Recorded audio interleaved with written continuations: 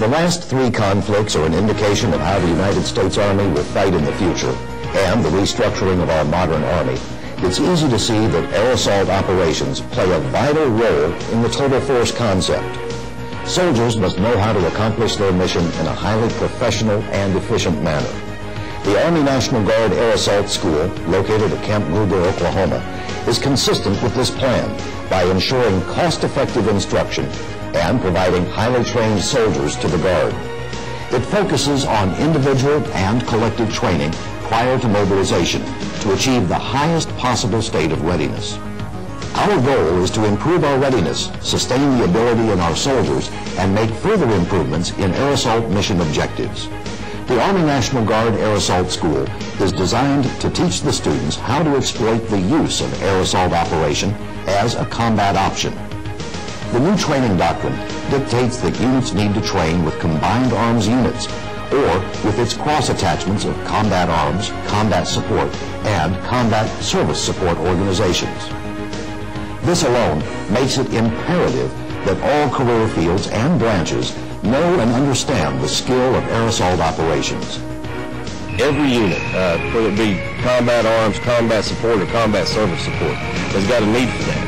The Army is becoming a lower force in numbers, but a more mobile, high-speed type Army, and it takes air assault operations to keep that kind of Army supplied.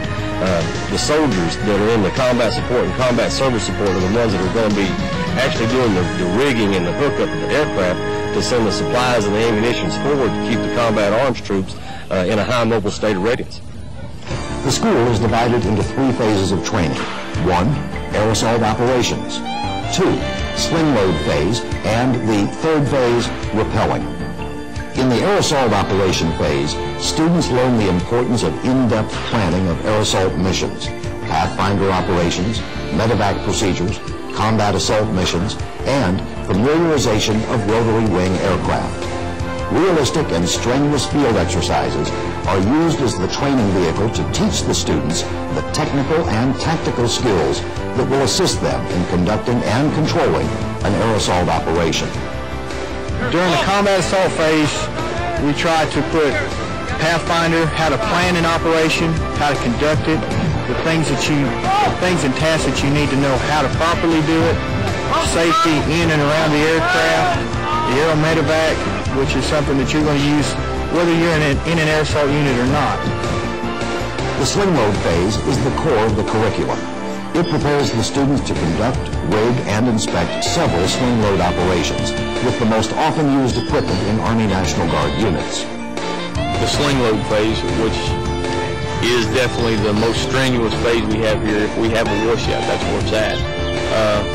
And that basically is exactly what it says. We teach students to prep and rig and inspect various sling loads.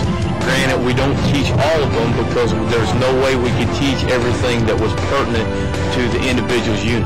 We may not even teach the load that they need the most, but that's what FMs are for. We're just giving them some guidelines to go by. The repelling phase introduces the students to the various repelling configurations and exposes him or her to both stationary and aero-repelling techniques. The operational fundamentals, technical skills, and installation skills have universal applications that will transfer well to other mission profiles. The skills taught in these three phases will give your soldier and your units an essential edge in air assault operations.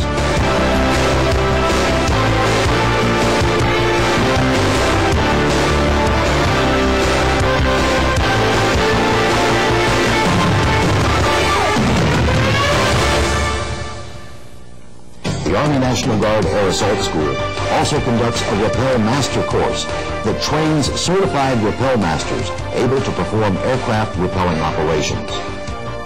Although Ranger and light infantry units are more suited to the role of air assault missions, all infantrymen and their supporting arms counterparts must be prepared to execute air assault operations when the situation dictates. Combat arms, combat support, and combat service support units can benefit from the mobility and speed of rotary wing aircraft. Whether it be securing a deep objective in the offense, reinforcing a threatened sector in the defense, conducting rear area security, medical evacuation, or to place combat power at a decisive point on the battlefield. Highly trained air assault soldiers are an indispensable asset for your unit.